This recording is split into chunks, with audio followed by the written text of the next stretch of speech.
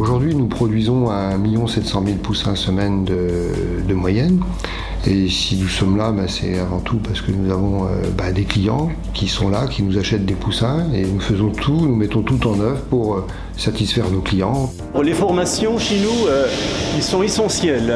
On a fait le choix de partir sur des technologies très avancées. Par conséquent, on doit former très bien nos collaborateurs lorsqu'ils arrivent chez nous sur l'importance du réglage des machines, le choix des machines, la programmation des incubateurs. Et nous assurons cette formation dès leur arrivée chez nous, parce qu'il n'y a pas d'école qui forme des gens pour travailler dans les couvoirs. Donc la formation se fait en interne. Les courbes, c'est un travail permanent que l'on essaye d'adapter à l'évolution des souches, puisque aussi dans le couvoir, on travaille sur plusieurs souches différentes. Donc on peut avoir des programmes différents par souche, en fonction de l'âge des repros. Un relâchement au niveau de la maintenance, pour différentes raisons, par manque de temps, se traduira inévitablement par une fréquence de panne. La maintenance est primordiale si on veut avoir un couvoir bien entretenu, qui vieillit aussi bien et avec des machines qui fonctionnent correctement. Pour moi, il est essentiel d'avoir une bonne maintenance et des équipes dédiées à cela, et ne pas attendre que la courroie casse ou que le palier lâche en cours de l'incubation, parce que les dégâts et les conséquences derrière sont graves.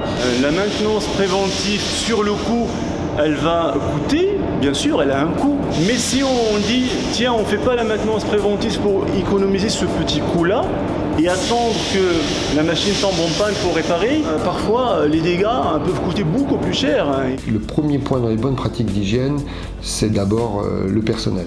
Après, bien entendu, il faut aussi des équipements, des produits adaptés, mais c'est avant tout le personnel de par la qualité du travail et donc la formation qu'ils ont reçue. Quelqu'un arrive chez nous pour la première fois, d'abord on va beaucoup insister sur l'aspect biosécurité, hygiène, parce qu'un couvoir c'est une petite maternité ou une grosse maternité de volailles, et les conséquences d'une contamination ou d'une faille sanitaire est très grave pour nous. On ne peut pas se permettre de prendre un risque et de rentrer une contamination dans le couvoir et par conséquent bloquer tout le système et toute la production.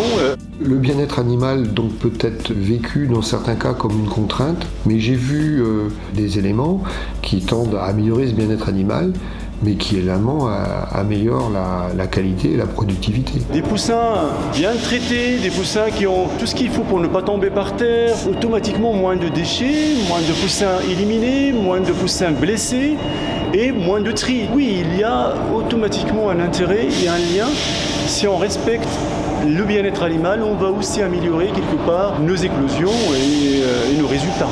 Un couvoir, on peut avoir les équipements, mais ça se fait avant tout avec des hommes. Et donc s'il y a un conseil, c'est un bon management de l'équipe, un bon chef de couvoir qui sait s'entourer de personnes compétentes autour de lui et les motiver pour un objectif d'améliorer les performances du couvoir et satisfaire le client.